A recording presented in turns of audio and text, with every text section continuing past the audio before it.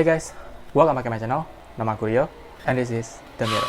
So sebelum mulai, aku mau mengucapkan marhaban ya Ramadan, selamat berpuasa untuk semua teman-teman muslimku. Semoga Ramadan tahun ini bisa kita manfaatkan untuk lebih banyak beribadah dan mencari berkah dari Allah Subhanahu wa Ta'ala. Nah, ini masih minggu awal puasa, gimana puasa kalian? Masih aman kan? Masih kuat lah ya. Oke, beberapa komentar dari teman-teman udah mulai muncul nih tentang permintaan bahas lagi 911. Tapi karena persiapan konten 911 belum selesai dan baru video ini yang udah matang, jadi aku angkat ini dulu. Tapi aku janji minggu depan kita akan lanjut bahas rekaman 911 part selanjutnya, yaitu part 15. Nah, di video kali ini aku akan membahas tentang kasus-kasus kriminal yang kisahnya itu seru lah pokoknya.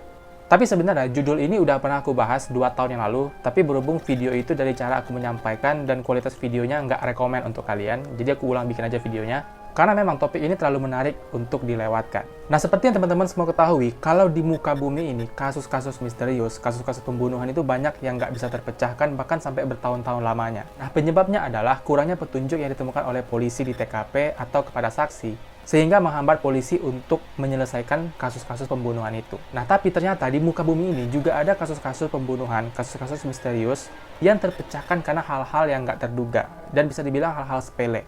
Dan dari petunjuk-petunjuk yang nggak terduga ini pun, pelaku berhasil didapatkan dan dijebloskan ke penjara. Nah, apa-apa aja kasus-kasus misterius yang terpecahkan karena hal-hal sepele, hal-hal yang nggak terduga ini?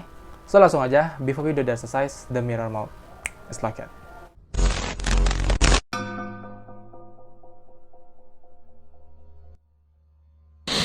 Nah, kita mulai kasus pertama dengan kasus yang ada di India. Jadi, seorang wanita bernama Swati Reddy yang berusia 27 tahun menikah dengan Sudhakar Reddy yang berusia 37 tahun, jadi mereka beda 10 tahun, dan hidup bersama di daerah Telangana, India, selama beberapa tahun. Nah, 2 tahun sebelum insiden ini terjadi, yaitu pada tahun 2015, si istri Swati ini merasa hidupnya itu kurang bahagia dengan suaminya Sudhakar. Nah, alasan pasti kenapa dia nggak bahagia ini nggak tahu, entah karena ekonomi atau memang karena udah nggak cinta lagi. Yang pasti, sejak tahun 2015 itu, si Swati ini mulai berselingkuh dengan pria lain bernama Rajesh Ajakolu, dan mereka udah menjalin kasih selama 2 tahun tanpa sepengetahuan si suami, yaitu si Sudhakar. Nah, karena merasa nggak bebas dan harus sembunyi-sembunyi dalam berhubungan mereka berdua ini, 2 orang nggak ada akhlak ini pun menyusun rencana supaya mereka bisa tinggal bersama, hidup bersama, dan nggak harus sembunyi-sembunyi lagi.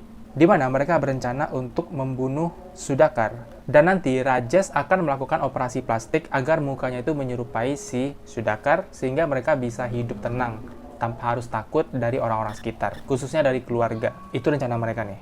Akhirnya pada tanggal 26 November tahun 2017, mereka pun memulai rencana mereka, yaitu Swati yang merupakan seorang perawat terlatih di salah satu rumah sakit di India, membius Sudhakar dengan anestesi dalam dosis besar sehingga si Sudhakar ini mengalami lumpuh. Nah, pada saat lumpuh inilah Swati membunuh Sudhakar dengan memukul kepalanya berulang kali menggunakan tongkat besi, sampai akhirnya Sudhakar ini tewas. Nah, 2 hari kemudian pada tanggal 28 November 2017, Swati menelpon keluarga Sudhakar dan mengatakan kalau rumah mereka ini baru aja dibobol oleh 4 orang misterius, dan dalam serangan ini Sudhakar wajahnya itu tersiram oleh air keras sehingga mukanya itu rusak parah dan harus segera dilarikan ke rumah sakit. Dan saat itu Swati bilang ke keluarga Sudhakar kalau dia membawa si Sudhakar ini ke rumah sakit Apollo di Hyderabad, India. Nah, keluarga Sudhakar yang mendapat kabar ini dari sang istri pasti langsung percaya dan langsung panik. Pada saat itu mereka langsung kemas-kemas, segera pergi ke rumah sakit untuk mengunjungi anak mereka, yang mereka kira anak mereka nih. Jadi mereka benar-benar melancarkan rencana gila mereka hanya untuk menipu keluarga Sudhakar supaya mereka bisa hidup bebas berdua. Nah, si Sudhakar yang asli kemana nih ceritanya? Jadi, si Sudhakar yang asli, jasadnya itu dibawa ke hutan Nawapet yang berjarak 70 km dari rumah si Swati dan Sudhakar. Lalu di sana, jasad Sudhakar dibakar sampai menjadi abu dan abunya dikubur di sekitar pepohonan. Nah, pada saat itu, si Rajesh yang disiram air keras ini di rumah sakit itu nggak sadarkan diri, terbaring lemah lah gitu, untuk segera dilakukan operasi. Nah, pada saat itu, keluarga Sudhakar ketika sampai di rumah sakit dan ngelihat anaknya terbaring, pastinya sedih, histeris, panik gitu kan. Sementara si Swati di rumah sakit itu langsung acting nangis lah, acting sedih gitu. Padahal si keluarga Sudhakar ini nggak tahu kalau orang yang terbaring di kamar pasien itu bukanlah anak mereka, tapi si Rajesh yang udah disiram air keras mukanya. Nah, karena si Rajesh yang mereka kira anak mereka ini lagi terbaring dan nggak bisa diajak ngobrol, akhirnya si keluarga Sudhakar ini cuma bisa ngelihat dari pintu luar ke dalam kalau ada yang terbaring gitu. Nah, sementara si Swati ini lagi acting nangis, pihak keluarga Sudakar pun merasa iba dan kasihan pastinya karena anak mereka di rumah sakit kan. Nah, mereka pun nggak ragu-ragu ngasih uang sebesar 500.000 rupiah atau sekitar 105 juta untuk biaya perawatan si Sudakar. Nah, si Swati dengan gak ada otaknya pun senang dikasih uang 105 juta. Uang dari keluarga yang anaknya udah dia bunuh. Nah, 2 hari kemudian, pada 30 November 2017, keluarga Sudakar ini semuanya berbondong-bondong datang lagi ke rumah sakit karena Sudakar udah sadar. Operasi udah selesai dan si Sudakar udah siuman. Tapi disinilah kebusukan Swati dan Rajesh yang super cerdas ini terbongkar. Mereka bersiap menjalani kehidupan mereka yang bahagia tanpa harus sembunyi-sembunyi, tanpa mereka pikirkan. Dan mereka nggak memikirkan apakah ada celah di antara kebohongan kita ini yang nanti bisa terbongkar di keluarga Sudakar. Mereka nggak mikir itu. Nah, saat di rumah sakit, keluarga Sudakar ini membawa kari daging yang merupakan makanan kesukaan si Sudakar. Tapi di sini, orang yang mereka kira Sudakar itu justru menolak kari daging itu dan mengatakan kalau dia itu vegetarian. Nah, pastinya hal ini mengejutkan semua anggota keluarga Sudakar kan, karena mereka nih satu keluarga tahu Sudakar ini suka banget sama kari daging. Dan pastinya hal itu membuat semua anggota keluarga curiga, karena sejak kapan Sudakar nggak suka kari daging? Nggak mungkin habis operasi dia langsung jadi veggie. Nah, merasa ini hal yang aneh. Semua anggota keluarga pun mulai curiga nih sama orang ini. Apakah benar ini Sudakar? Nah, kakak laki-laki Sudakar langsung scanning nih matanya dari ujung rambut sampai ujung kaki si Rajesh, ngelihat apakah ini beneran adiknya. Dan sebagian besar anggota keluarga Sudakar pun yakin kalau ini bukan adik mereka, ini orang lain. Nah, pada saat itu, ibu Sudakar bertanya, apakah benar kamu Sudakar? Dan si Rajesh dengan suaranya yang berat menjawab, benar ibu, ini aku. Tapi di sini kecurigaan keluarga Sudakar pun makin besar karena suara Rajesh ini sangat berbeda dengan suara Sudakar. Nah, setelah mendengar suara Rajesh yang jauh berbeda dengan suara Sudakar, semua anggota keluarga pun makin yakin ini bukan Sudakar. Dan akhirnya ibu si Sudakar langsung ngetes nantang si Rajesh nih, bukan nanya lagi, dia nantang untuk Rajesh ngejawab satu persatu nama anggota keluarganya sendiri. Dan pastinya pada saat itu Rajesh nggak bisa menjawab. Nah, karena udah nggak bisa ngejawab nih pertanyaan yang harusnya bisa dijawab oleh Sudakar asli, pihak keluarga Sudakar pun langsung menginterogasi mereka berdua nih, si Swati sama si Rajesh. Dan pada saat itulah mereka mengaku kalau mereka udah membunuh Sudakar, membakar jasadnya, dan menguburnya di hutan Nawapet tadi. Dan orang yang terbaring ini bukanlah Sudakar, tapi Rajesh, selingkuhannya si Swati. Nah, pada saat mengetahui fakta ini, pihak keluarga Sudakar, khususnya kakak laki-laki Sudakar, langsung nelfon polisi untuk mengusut kasus ini. Dan pastinya kasus ini bisa langsung terpecahkan karena udah diakui sendiri oleh si Swati. Dan ketika rumah Swati digeledah, polisi menemukan barang bukti, yaitu tongkat besi yang dipakai untuk memukul kepala Sudakar, suntikan dan dosis anestesi, dan juga asam klorida yang tersimpan di rumah Swati. Swati kemudian ditahan pada 8 Desember 2017 setelah dia memberitahu kepada polisi di mana jasad Sudakar dia kubur. Nah, tapi dalam kasus ini yang paling kasihan itu si Rajesh, guys. Karena udah mukanya cacat disiram air keras, dia dirawat di rumah sakit dan nggak bisa keluar karena pihak keluarga Sudakar nggak mau lagi nih membiayai rumah sakit si Rajesh ini. Kan sebelumnya dikasih 105 juta itu untuk DP aja. Jadi untuk pelunasannya mereka nggak mau tahu, mereka ninggalin Rajesh sementara Swati udah di penjara, sehingga Rajesh ini terkurung di rumah sakit. Dan pihak rumah sakit nggak mengizinkan Rajesh untuk keluar sebelum hutang-hutangnya dilunasi. Kasihan kali ya dekat sama si Swati. Dikira bisa bahagia, ternyata harus membekam di rumah sakit. Jadi itu kasus pertama, kasus pembunuhan yang terungkap karena kari daging. Menurut kalian gimana? Komen di bawah.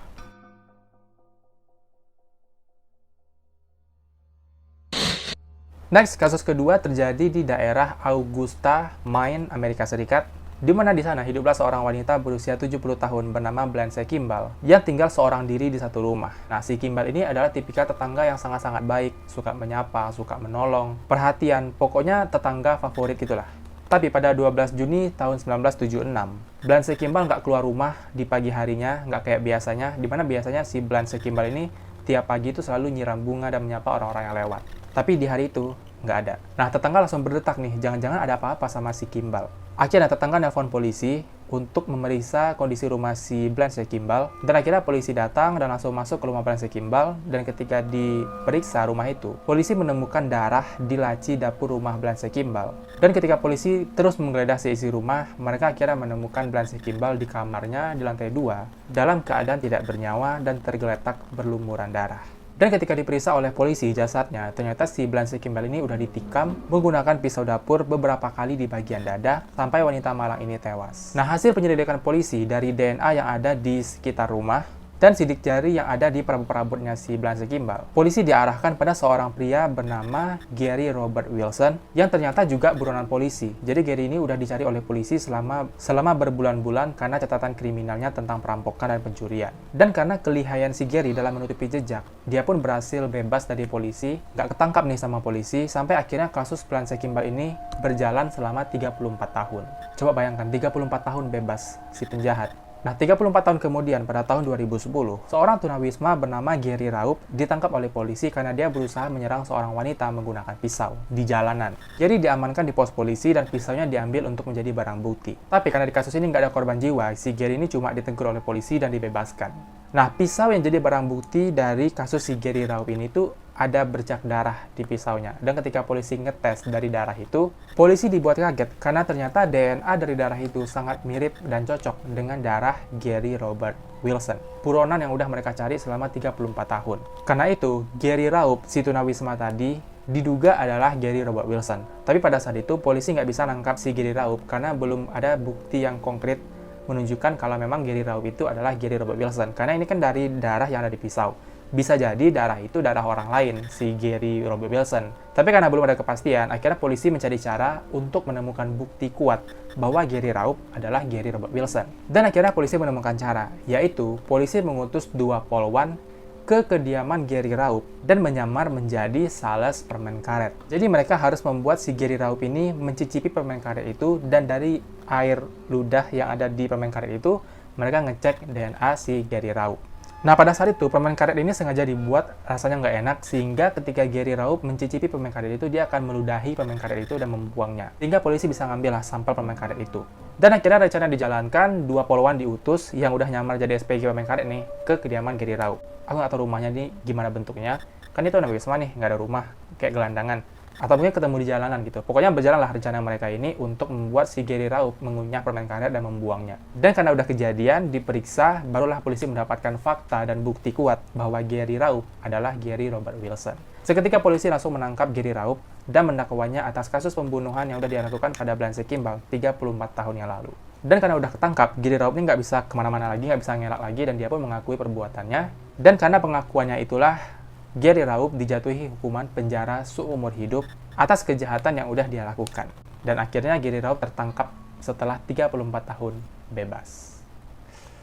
34 tahun bebas, polisi kerjaannya gimana tuh? Dan berdasarkan pengakuan dari Gary Raup, diketahuilah bahwa sebelum tewasnya Blanche Kimball, Gary Raup ini pernah tinggal di rumah Blanche Kimball beberapa hari, dan di rumah itu dia dikasih makan, dikasih pakaian. Tapi Gary yang nggak ada otak ini membalas kebaikan Blanche Kimball dengan melenyapkan nyawanya. Sakit orang tua. Jadi itulah kasus kedua yang terpecahkan karena permen karet.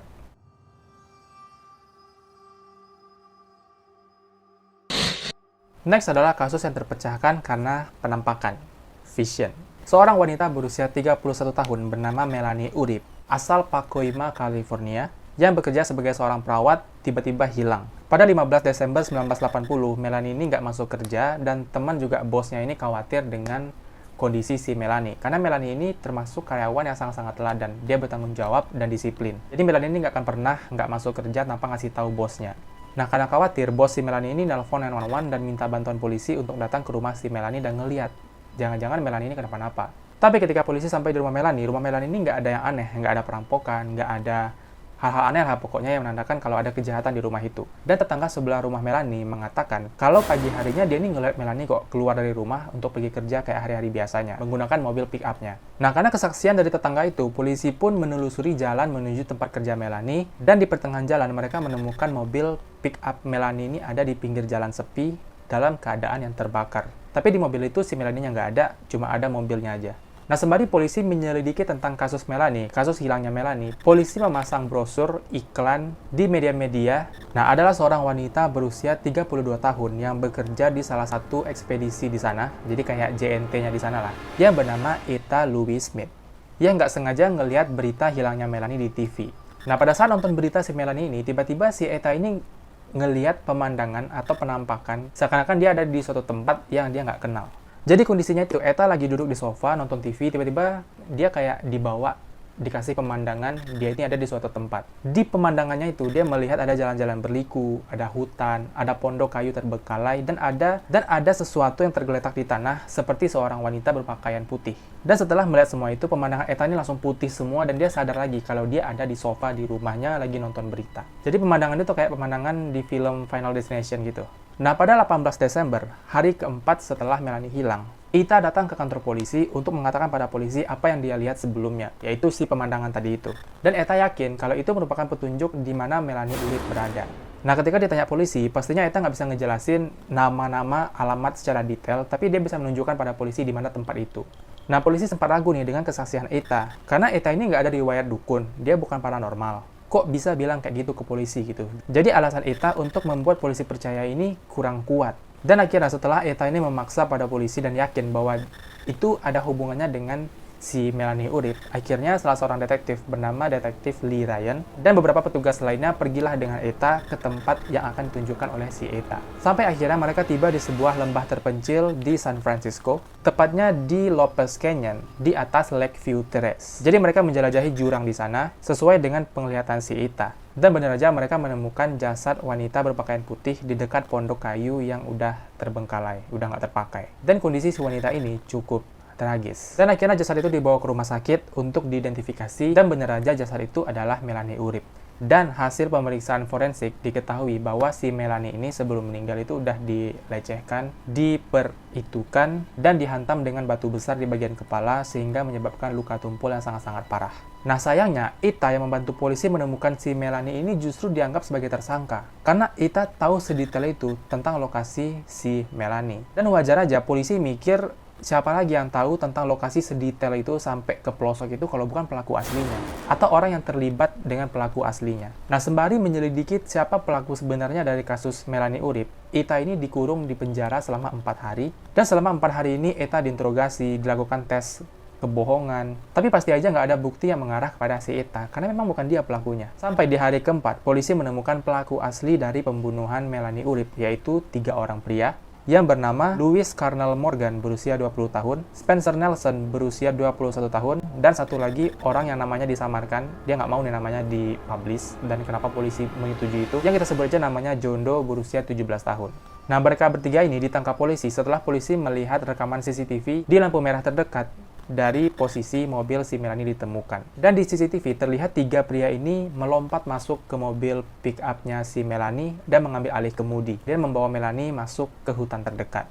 Setelah melakukan kejahatan kepada Melanie, mobil itu dibakar dan ditinggalkan sejauh 15 mil dari lokasi hutan tempat jasad Melanie ditemukan. Nah, karena bukti dan pengakuan dari 3 orang ini, mereka pun dihukum penjara selama seumur hidup karena telah melenyapkan nyawa Melanie Urip. Dan pada tanggal 21 Desember 1980, Ita dibebaskan setelah 4 hari dikurung, tapi pastinya Ita nggak tinggal diam, dia nggak nerima semua yang terjadi. Akhirnya dia menuntut balik si polisi-polisi ini dengan tuntutan uang tunai sebesar 26.000 US dollar atau sekitar 377 juta rupiah. Dan pastinya Ita memenangkan kasus ini dan cairlah uang 26.000 US dollar kepada si Ita atas ganti rugi kesalah tangkapan itu. Jadi bukan di Wakanda aja nih, ada kasus yang orang mau bantu berniat baik malah dijadikan tersangka. Ternyata di Amerika juga ada kayak gini. Menurut kalian gimana kasus ini? Komen di bawah.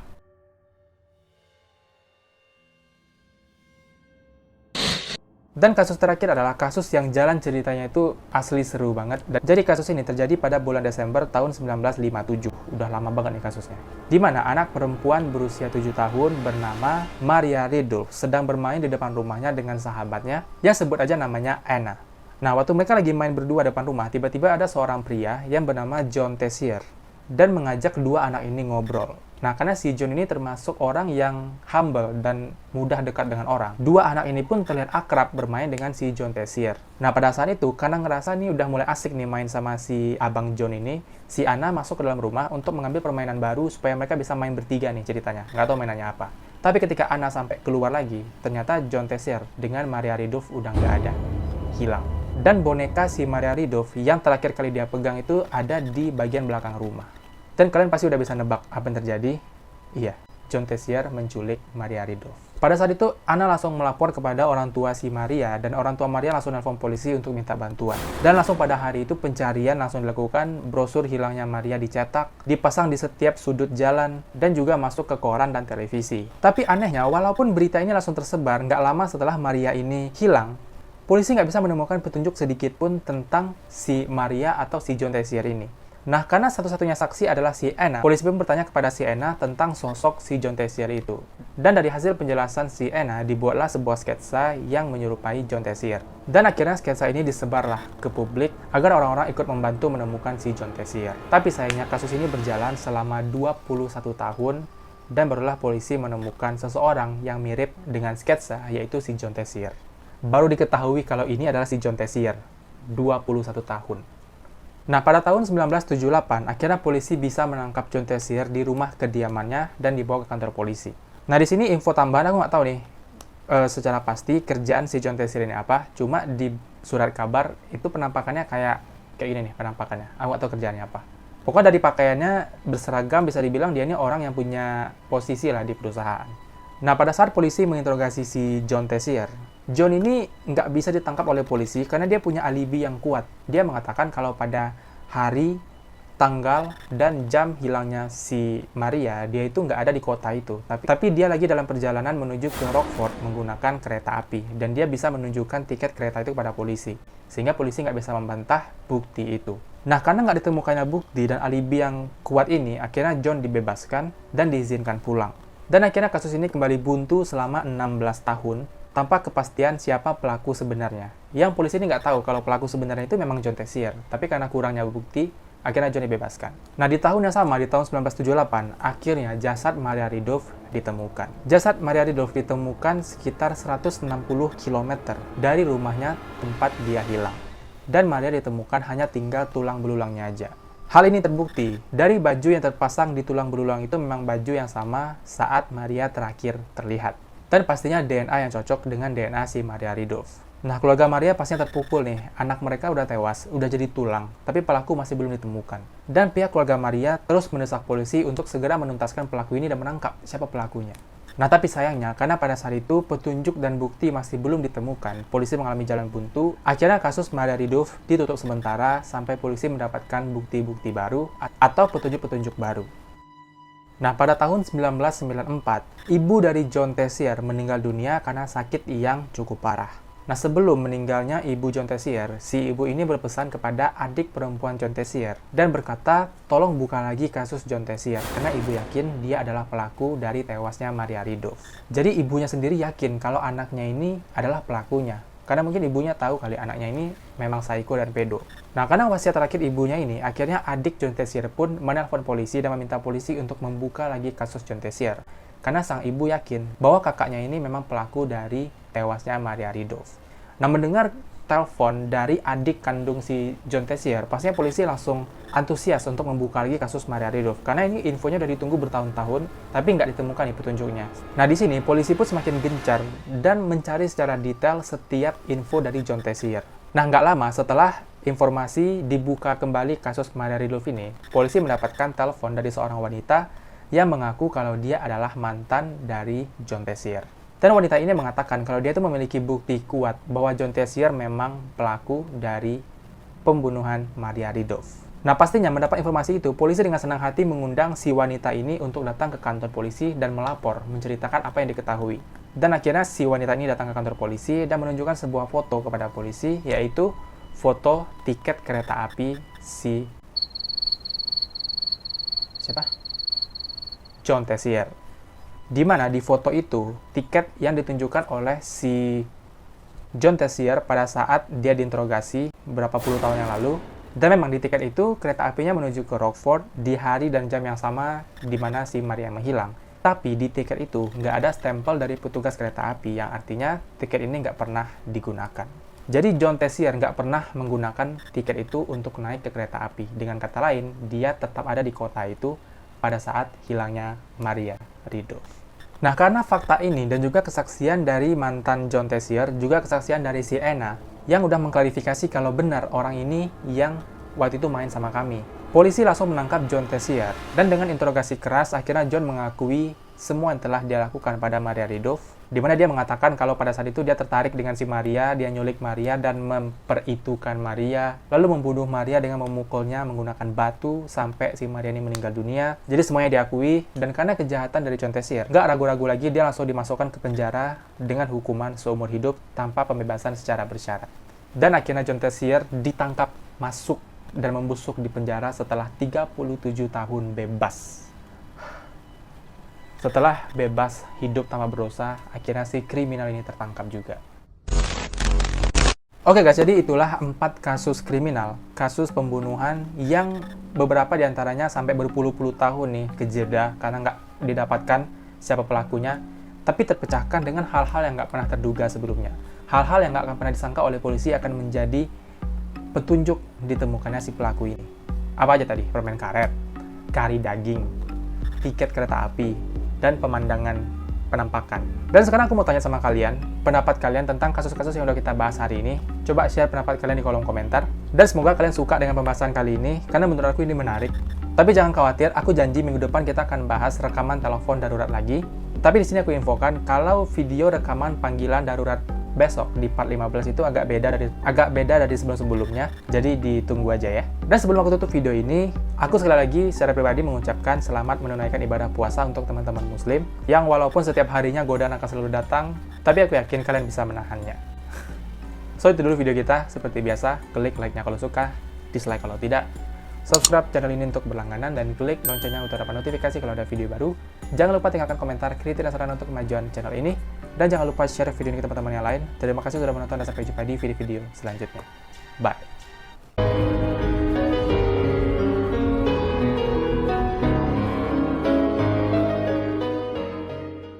Sementara si Suwati,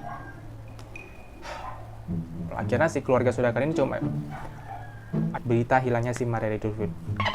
Akhirnya kasus Maria Ridulf, polisi semakin detail untuk menyelidiki. Dan gak lama setelah informasi kasus Maria, dan gak lama setelah info kasus Maria Ridulf